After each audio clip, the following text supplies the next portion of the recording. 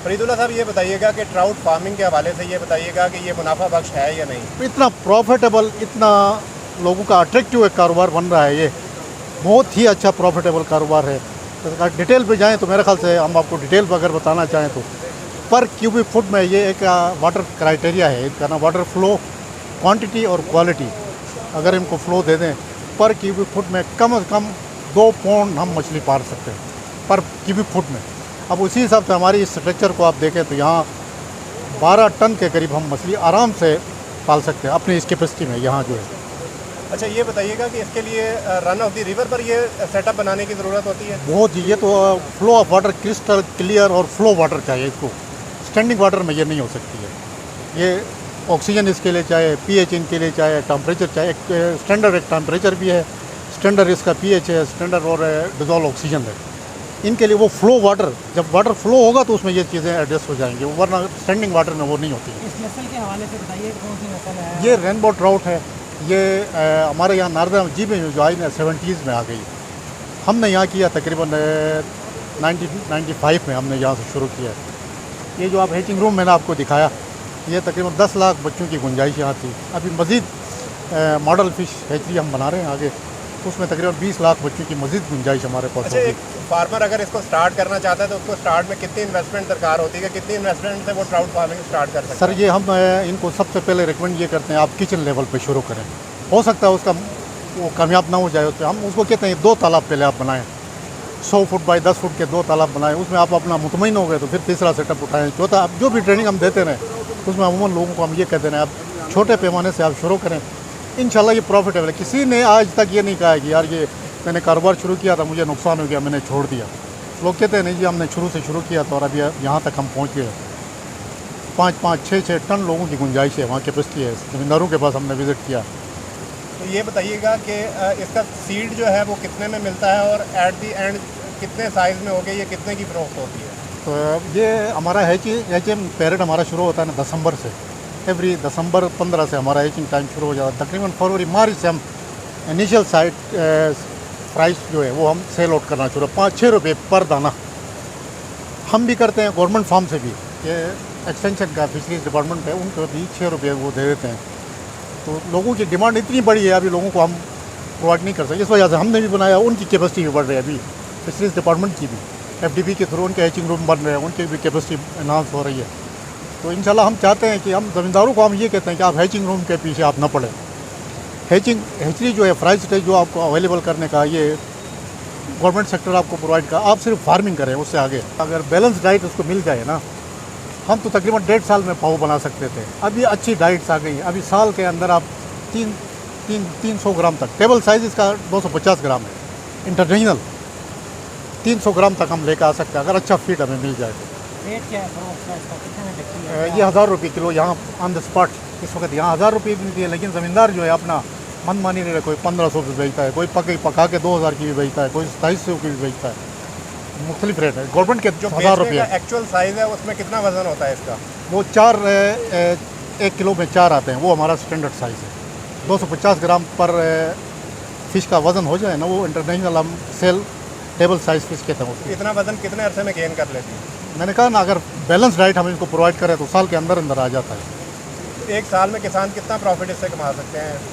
बहुत, अगर commercial level पर, मैंने आपको कहा ना ये इसमें 1 टन मछली आप पाल सकते हैं इस तालाब में जो आपके सामने है। अगर एक बंदा 1 टन मछली वो करे तो उसमें 50% समझे उसका इन्वेस्टमेंट है। अगर 10 लाख वो कमाता है, 5 लाख उसको खुराक पे और दूसरी अदर उसमें जो खर्चे एक्सपेंडिचर, वो बीमारियां वगैरह बीमारियाँ बिल्कुल आती है। ये हमारा यहाँ सबसे बड़ा क्रूशियल मसला हमारा ये हमारा एक्वाकल्चर लेबॉर्ट्री हमारे नारदिना में नहीं है। इसकी अभी फिशरीज डिपार्टमेंट में FDP के थ्रू को सुना है कोई बन रही है, और कोल्ड चेन का सिलसिला भी हमारे पास नहीं था। अभी फिशरीज डिपार्टमेंट में 3 कहते हैं, एक सिकरदू में, एक गिलगित में, एक गिजर में, वो कोल्ड स्टोरेज का एक सिस्टम में उनका बन रहा है। और एक्वाकल्चर लेबॉर्ट्री इसके लिए बहुत ज़रूरी है। जब भी वो एक्वाकल्चर लेबॉर्ट्री बन जाएगी ना, जैसे बीमारी कौन सी, अभी तो हम एज ए विजुअल देख के हम उनको ट्रीट करते हैं मुख्तलिफ से, यानी पर मिनट हमें ये पता नहीं होता ये कौन सी बीमारी की वजह से इसकी फिन कटी है, इसका पेट बड़ा है या कुछ हो गया है। तो प्रॉपर डायग्नोस हम नहीं कर सकते जब तक लेबॉर्ट्री नहीं होती है। फिर प्रॉपर लेबॉर्ट्री हो जाए तो बहुत ही अच्छा होगा, बहुत ही ज़मींदारों का भी फ़ायदा गवर्नमेंट सेक्टर का भी बहुत फ़ायदा होगा। अच्छा, ये कहा जाता है कि ये मछली जो है पानी के अगेंस्ट जो है वो तैरती है, तो इस बात में किस हद तक सच्चाई है? वो तो बिल्कुल अगेंस्ट, तो मेरे ख्याल हर मछली तैरती है, लेकिन ये इसका कुछ हैबिट कुछ ज़्यादा ही है अगेंस्ट फ्लो ऑफ वाटर तैरने का बहुत ज़्यादा। अब यहाँ हम इधर इनके आबशारों के ऊपर, ये जो पाइप के ऊपर भी भाग के बाहर भी निकल जाती है ये मछली, कभी कभार बाहर से हम पकड़ के लेकर आते हैं। हमारा PRC का मैंडेट तो ये है ना, रिसर्च फॉर प्रॉस्पेरिटी, तहकीक बराए खुशहाली। हमारा इनकम कमा के गवर्नमेंट को देने का हमारा मकसद नहीं है। हमारा ये एक छोटी सी एक टेक्नोलॉजी जो अच्छी प्रॉफिटेबल टेक्नोलॉजी है, इसको ज़मींदारों को इंट्रोड्यूस करा। ये वो अल्हम्दुलिल्लाह हमने अपनी हद तक जो भी बजट हमारे पास अवेलेबल था हमने ज़मींदारों को दिया है। और यहाँ ट्रेनिंग की आप जो बात कर रहे हैं, अब मैं वो कहूँगा यहाँ बिल्कुल इतनी अप्रोच में है, बिल्कुल रोड के साथ ही है। कोई भी इधर आकर हम डिटेल से उसको बता देते हैं जी, इस तरीके से आप मछली पालें, इस तरीके से इनकी फीडिंग करें, इस तरीके से इनकी ब्रीडिंग करवा दें। मेरे ख्याल से एक दो बंदूक की अगर ट्रेनिंग की बात करें तो हम हज़ारों के हिसाब से लोगों को हमने यहाँ से ट्रेन किया। एक्सट्रीम विंटर, एक्सट्रीम समर बड़ा असरअंदाज होता है। उसमें वाटर टेम्परेचर बहुत जब रेज हो जाए तो ये फीडिंग कम करती हैं, जब वाटर टेम्परेचर बहुत गिर जाए तो ये फीडिंग कम करती हैं। पाकिस्तान के कौन कौन से इलाके हैं जहाँ पर इन मछलियों को रखा जा सकता है? सर मैं तो कहता हूँ सब टॉप पे अगर किसी उसको ट्राउट के हवाले से रखा जाए तो मैं तो जीबी का अलावा किसी को मैं तरजीह नहीं रहा हूँ। KPK में है लेकिन लिमिटेड कुछ एरिया हैं, मदियन, कालाम, बैरन वगैरह में है। लेकिन हमारा नार्दन या सिकरदू से लेकर सिकरदू के 3-4 डिस्ट्रिक्ट हैं, सवाई एक डिस्ट्रिक्ट के सारे फिजिबल हैं। अस्तोर हमारा फिजिबल है, दारेल तंगीर हमारा फिजिबल है, गिजर तो हमारा हब है समझे पोटेंशियल इसका ट्राउट का। हमारे ये गिलगित देखें, ये हमारा डिस्ट्रिक्ट गिलगित में आता है, यही ऐसा ज़बरदस्त एरिया है। मैं तो कहता हूँ अगर नार्दन एरिया को थोड़ा सा गवर्नमेंट फोकस करे ना ट्राउट के बारे में, हम नेशनल तो क्या इंटरनेशनल लेवल पर भी हम सप्लाई दे सकते हैं यहाँ से। अच्छा, ये बताइएगा कि जो हैचिंग के लिए इस्तेमाल होती हैं, जो यानी कि अंडे जिनसे हासिल करते हैं, वो कितने अरसे में मछली जो है वो अंडे देने के काबिल सर हो जाती एक्चुअल है? तो इसका और ये है कि कितने अंडे वो देती है? 2 साल के बाद ये अंडे मैच्योर हो जाती है, मेल फीमेल दोनों। वो अभी डिपेंड करता है आपने उसे फीडिंग आपने कैसी की है। अगर सही तरीक़ा से फीडिंग की है तो 2 साल के बाद वो अंडे देने के आपके काबिल हो जाते हैं, नहीं तो 3 साल के बाद।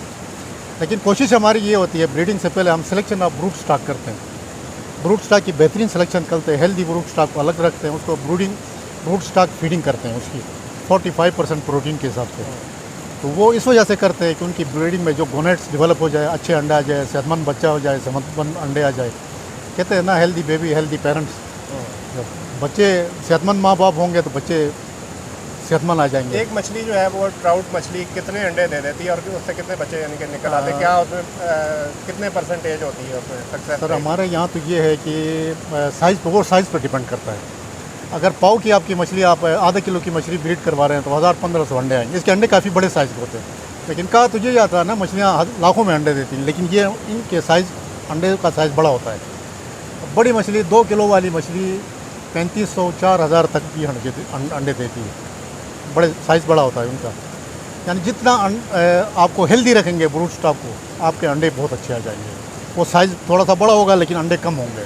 मैं मैसेज सिर्फ ये देना चाहता हूँ कि सबसे पहले अपने वाटर, आप साइट सिलेक्शन के हिसाब से, अगर किसी के पास भी वाटर अवेलेबल, सॉइल अवेलेबल है, लैंड अवेलेबल है, तो मेरे ख्याल से आंखें बंद करके इस कारोबार को कोई शुरू करें और उसको इंतहाई प्रॉफिटेबल मैं समझता हूँ।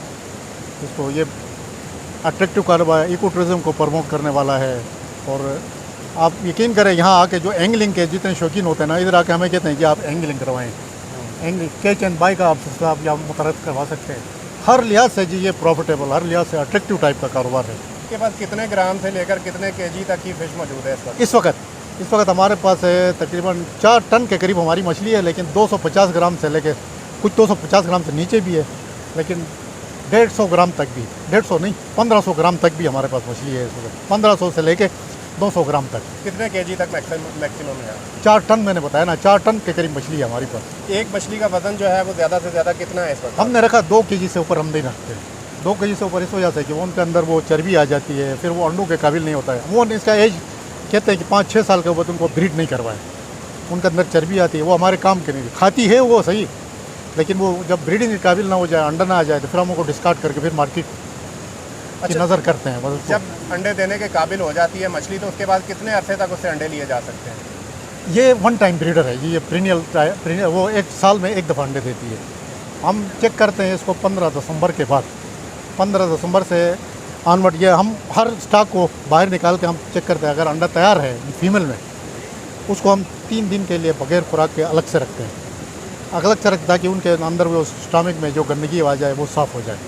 उनको अलग रख के फिर अंदर वो जो हैचिंग रूम आपको दिखाया उधर डार्क में, यानी सनलाइट से इंतहाई अवॉइड करना होता है इनके अंडों को, खुसूसन वो बिल्कुल ख़राब हो जाते हैं। समझिए सनलाइट लग गई, अंडा आपका ख़राब हो गया।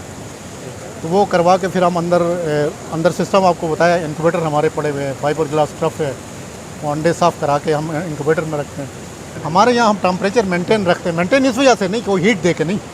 हमारा चश्मे का पानी होता है तकरीबन 16 डिग्री सेंटीग्रेड, उस वक्त 16 हमारे हैचिंग के लिए थोड़ा सा अप होता है। बाहर टेम्परेचर हमारा 4 पे जा रहा होता है इस वक्त। हम 1 इंच का पाइप ले जाके उस चश्मे के पानी में मिक्स करते हैं, तो हमारा जो स्टैंडर्ड एक रेंज है 8 से 12 डिग्री सेंटीग्रेड वो मेंटेन हो जाती है अंदर हैचिंग रूम में। उसमें हमारा बच्चा निकल आता है 25, 26, 27 दिनों में। बच्चा निकल के उसके साथ एक सेक होती है, थैली होती है, वो थैली तकरीबन 3 हफ्तों में थैली एब्जॉर्ब हो जाती है। उसके बाद वो इनिशियल फीडिंग स्टार्ट फीडिंग शुरू करते हैं। हमारे यहाँ सबसे ज़्यादा एक जो इशू, बल्कि गवर्नमेंट सेक्टर और फार्मिंग सेक्टर में भी ये है कि हमारा प्रॉपर स्टार्टर फीड हमें अवेलेबल नहीं होता है, क्वालिटी फीड। वो इम्पोर्टेड फीड यहाँ कोई हमारे कंपनीज है वो बना नहीं सकती हैं, इम्पोर्टेड आ जाता है। वो इस दफ़ा कोविड की वजह से बहुत लेट हो गया, अभी आ रहा है कोई 15 जून के बाद, वो गवर्नमेंट फिशरीज डिपार्टमेंट वाले मंगा रहे हैं। हमें भी उन्होंने कहा कुछ देंगे। तो अगर क्वालिटी फीड स्टार्टर हमारे पास आ जाए ना, तो आपने परसेंटेज की बात की थी, परसेंटेज तो स्टैंडर्ड परसेंटेज जो है 90% सर्वाइवल होनी चाहिए, लेकिन हमारे पास इतनी नहीं होते। हमारे पास इक्विपमेंट्स नहीं होते हैं सही। अच्छा, वो स्टैंडर्ड फीडिंग का हमारे पास प्रॉपर नहीं होता है। हमारे पास तकरीबन 20 से 30% हमारे पास सर्वाइवल होती है। 20 से 30% भी मैं समझता हूँ हमारे इस इनसफिशिएंट बजट और इसके लिए काफ़ी है, लेकिन होनी चाहिए 80% से ऊपर प्लस होनी चाहिए सर्वाइवल इसकी। अच्छा, एक मैंने ये क्वेश्चन किया था आपसे कि जब आप एक दफ़ा ब्रीडिंग 2 साल के बाद स्टार्ट करती है, जी जी, फिश अंडे देने स्टार्ट करती है, तो कितने साल तक वो उसको जो है वो ब्रीडिंग के लिए इस्तेमाल किया जा सकता है? वो 6 साल से ऊपर हम इस्तेमाल नहीं करते। अगर फ़र्ज़ के 2 साल के बाद हमने ब्रीडिंग किया ना, उसी मछली को हम 3-4 दफ़ा और इस्तेमाल करते हैं हर साल, 3-4 साल तक। उसके बाद हम उनको डिस्कार्ड करते हैं, बस निकाल देते हैं आगे। अगर कोई शुरू करे बिजनेस पॉइंट ऑफ व्यू से, उसको कितना वेट करना पड़ेगा रेवेन्यू आने तक? 2 साल, 2 साल का रिटर्न कर मिलने में आपको 2 साल कम से कम वेट करना पड़ेगा। 2 साल से पहले ये नहीं आ सकता है, 2 साल तक आपको इंतज़ार करना पड़ेगा। उसके बाद ये है कि वो फ़र्ज़ करें 1 लाख अगर किसी ने स्टैकिंग की है, तो उसमें तो वो बेचना शुरू करे, पीछे से दूसरी प्राइस रेंज लाके स्टैकिंग। ताउन कर सकते हैं इन केस अगर कोई आप लोगों से रहनुमाई लेना चाहे तो? सर, हम टेक्निकल सपोर्ट के लिए हम मेरे ख्याल से रात दिन इनके लिए तैयार हैं। जहाँ भी ले जाए, हम सिकरदू भी गए, खपुल भी गए, गिजर भी गए, फार्मर को ट्रेनिंग देने के लिए। अब जहाँ भी ये लोग लेके जाए, हमारी जो सपोर्ट हो सकती है फाइनेंशियली, तो हम ना इदारा हमारे इतनी सपोर्टर के काबिल है ना हम कर सकते हैं। टेक्निकल 100% हम इनकी सपोर्ट कर सकते हैं। जो भी भाई आके हमसे कर रहे हैं, माइन लेना कितने चाहे अरसे में जो है वो किसान ट्रेंड हो सकता है इस काम के लिए? सर, किसान ट्रेन अगर चाहे तो 2 हफ्ते, अभी 4 दिन की हम ट्रेनिंग दे रहे हैं। वहाँ अब किसी को ये नहीं पता होता, चुप कैसे वो, हमने ज़्यादा जोर उनको ये दिया है कि भाई आपने साइट सेलेक्ट किया, पानी आपके पास है, सब कुछ है, आप इस तरह करें। फिशरीज डिपार्टमेंट का हर डिस्ट्रिक्ट में एक एडी मौजूद है। हम कहते हैं ये बंदे आपके काम के लिए हैं, आप इनको ले जाएं, आप जगह का सर्वे करवाएं, किस तरीके से तालाब बनाते हैं। चुपके से अनसाइंटिफिक लेवल पे इन्होंने बनाना शुरू किया। हम चाहते हैं कि आप हमारी रहनुमाई ले लें हमसे, और हम आपको बताएंगे साइट सिलेक्शन किस तरह करते हैं, तालाब किस तरह बनाने हैं, इसके मैनेजमेंट किस तरह थोड़ा सा करनी है। बता दीजिएगा साइट सिलेक्शन का क्या तरीका होता है? कैसी साइट जगह सिलेक्शन होनी एक तो सर ये है कि ये आप हमारा 100% ये साइट सिलेक्ट ओके है। एक तो अप्रोच बिल्कुल के के साथ है। उसके बाद हमने उसके चोरी वगैरह बायो सिक्योरिटी के लिए हमने फेंसिंग अभी 4 दीवारी बनाई है, ये बहुत ज़रूरी है। वाटर अवेलेबिलिटी आपकी बहुत ज़रूरी है। वाटर क्वालिटी और क्वांटिटी 2 चीज़ें मैंने आपको बताया, क्वालिटी और क्वांटिटी दोनों चीज़ें आपकी होनी चाहिए, ये बहुत ज़रूरी है। अच्छा, उसके बाद तो आपको पैसा आपको चाहिए, लैंड आपको चाहिए। ये 5-6 चीज़ें अगर किसी के पास बंदा के पास हो, वो अपना फार्मिंग बिजनेस शुरू कर सकता है।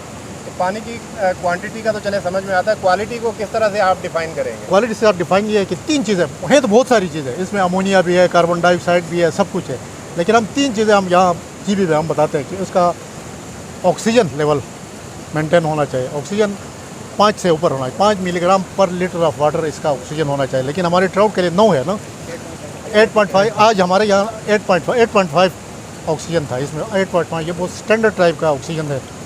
पीएच इनका होना चाहिए 6 से 9 तक, ये दरमियान वाला रेंज है।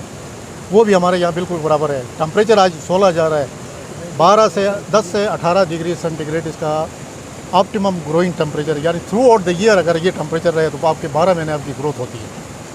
अगर उससे ऊपर हो जाए तो ग्रोथ रुकती है, उससे नीचे आ जाए तो ग्रोथ रुकती है। ये 3 स्टैंडर्ड्स, बाकी तो हैं बहुत सारे, वो हमारे ज़मींदार भाई समझ नहीं सकेंगे। ये 3 चीज़ें आराम से कोई मॉनिटर कर सकता है, पीएच, डिज़ोल्व ऑक्सीजन और उसकी टेम्परेचर। तो ऑक्सीजन लेवल डेली की बुनियाद पर मॉनिटर करना पड़ता सर है? डेली के बुनियाद पे मॉनिटर करना पड़ता है, डेली की बुनियाद पे।